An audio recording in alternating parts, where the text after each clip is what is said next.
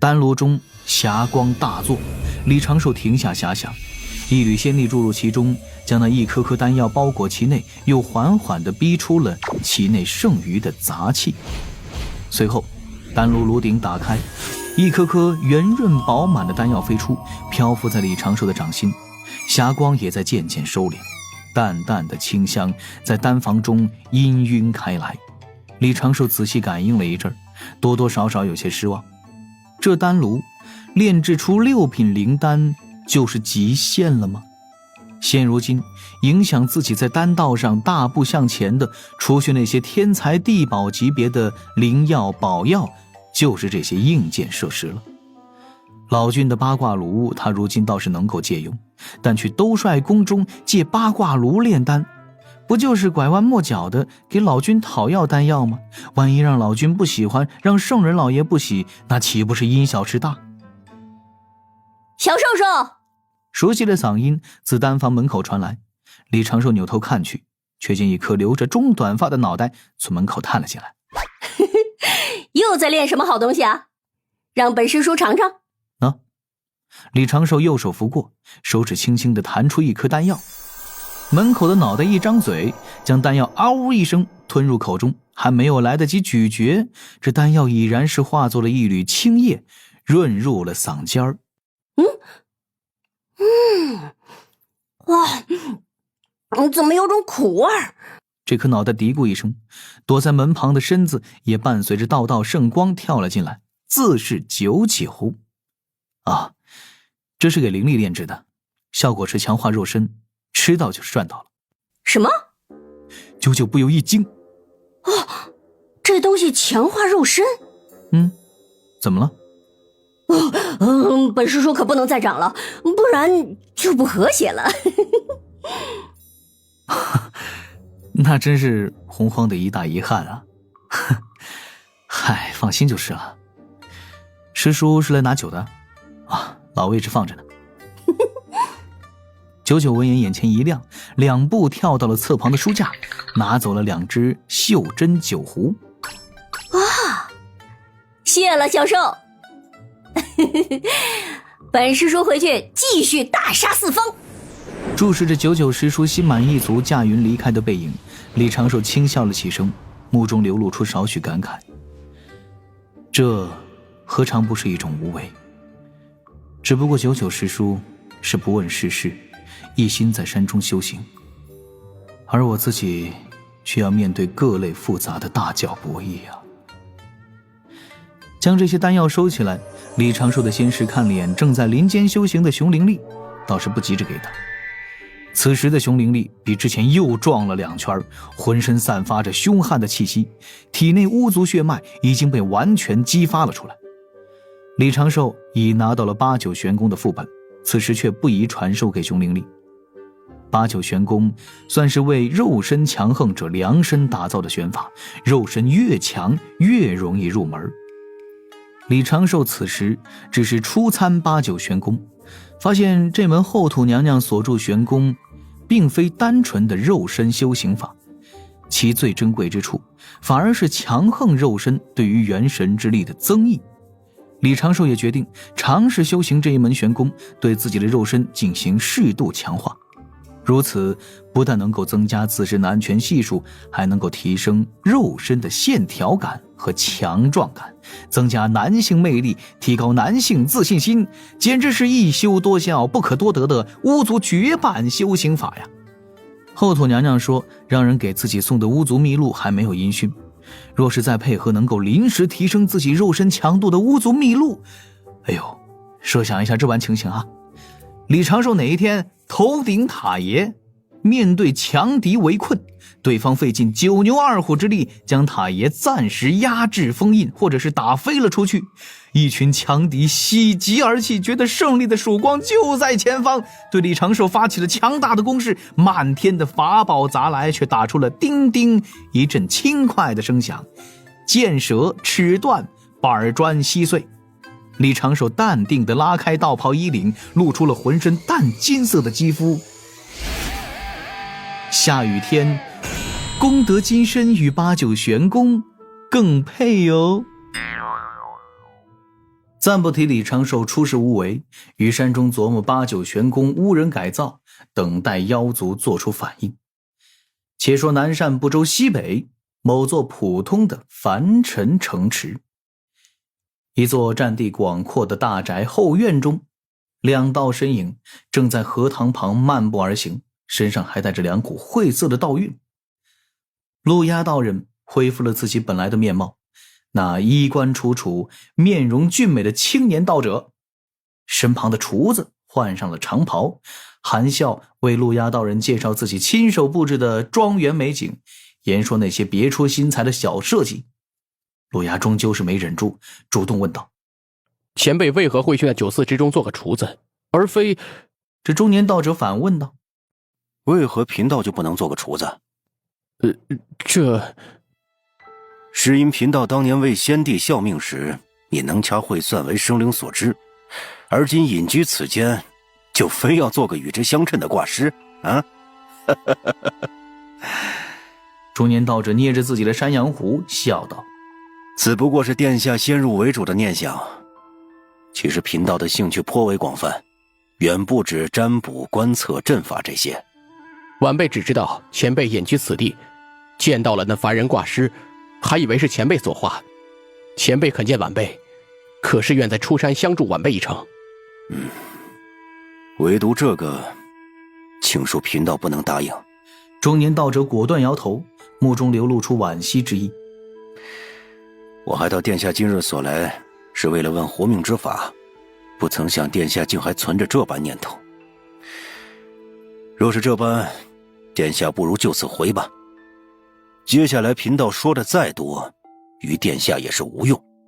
前辈言下之意，晚辈已有生死之危。中年道者煞有其事地看了陆押一眼，双目突然化作了淡黄色，瞳孔中闪过一道光亮。大祸不远矣。陆押道心轻颤，在这中年道者眼中看到了一幅一闪而逝的画面。画面中他浑身是血，躺在一片湖泊上，不知生死，但状况无比凄惨。若是换了旁人对陆押言说这些，让他看到这些，陆押或许会直接请宝贝转身，然后再骂一句胆敢祸乱贫道心神。但是眼前这位中年道者，也唯独这位中年道者，陆押不得不敬，不敢不敬。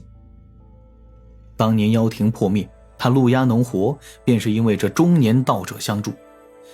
且昔日妖族10大妖帅中，唯一能摘清自身因果，自巫妖大战中全身而退毫发无损的，便是眼前这位中年道者。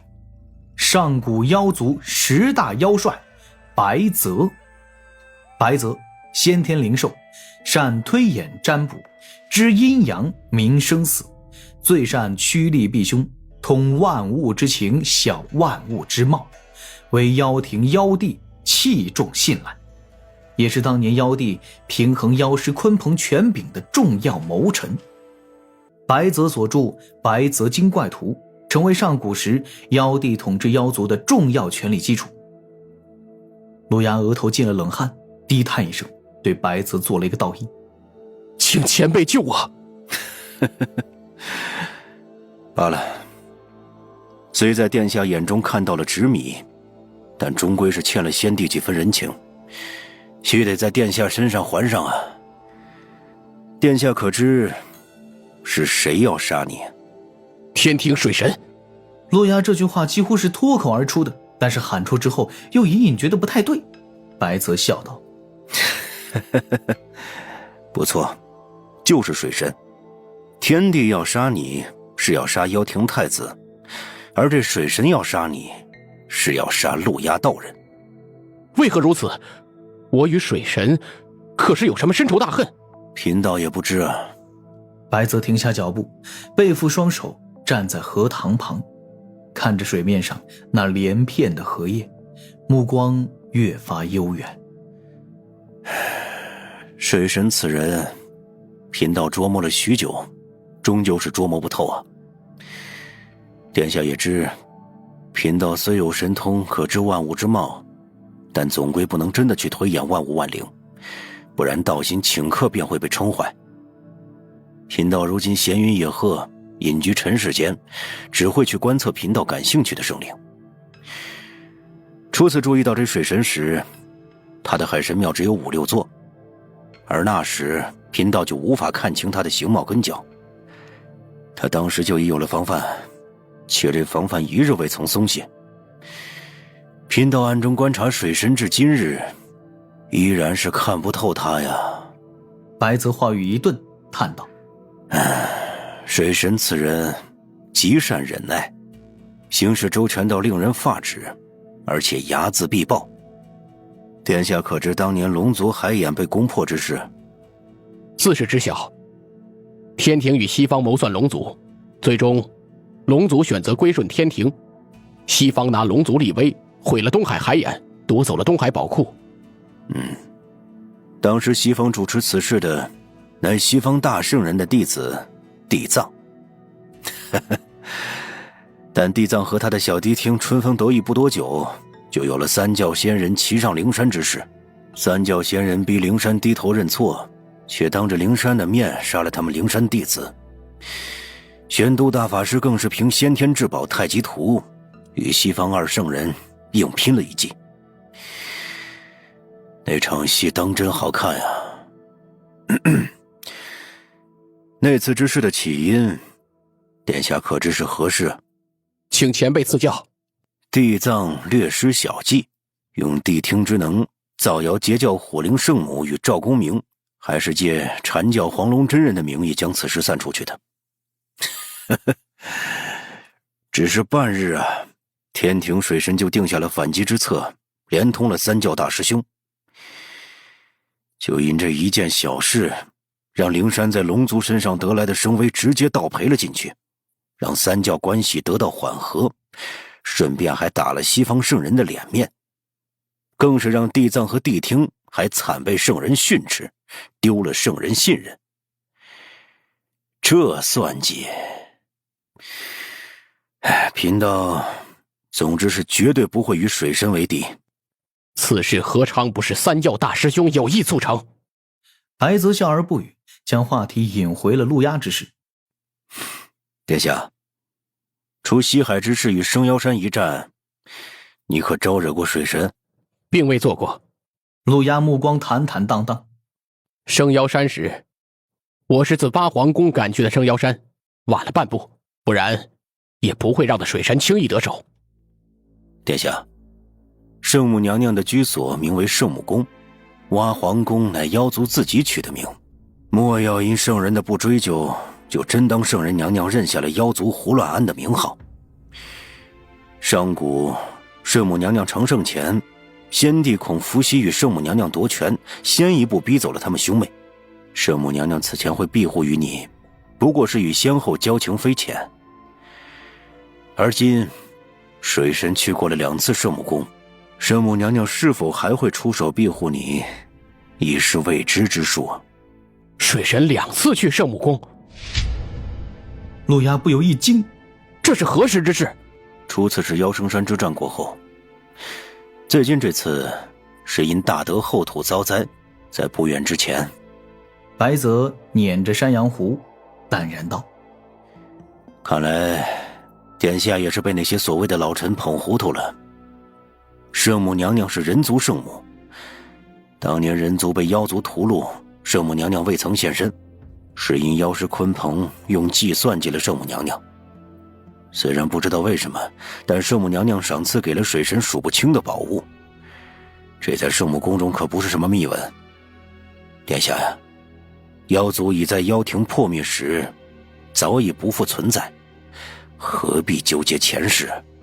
陆压道人默然不语，面容颇为黯淡。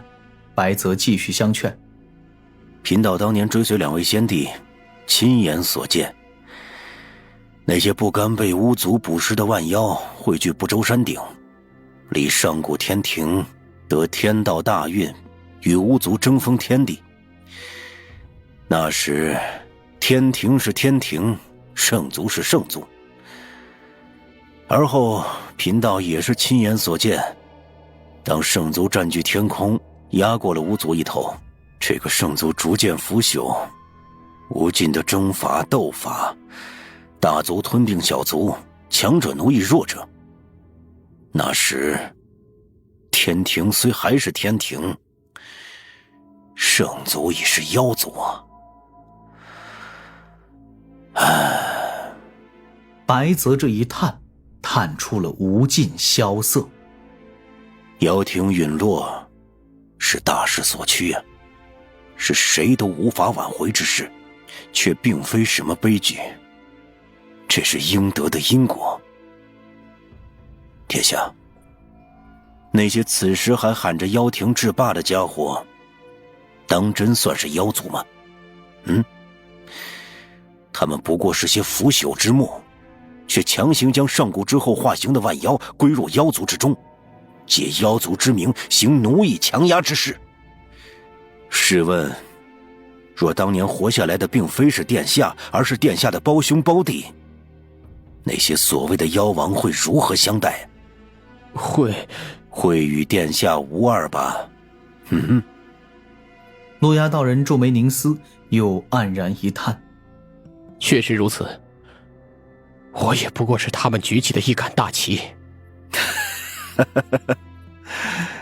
殿下能及时醒悟就好啊。前辈，陆押道人转过身来，又做了个道揖。晚辈想要活命，还请前辈教我。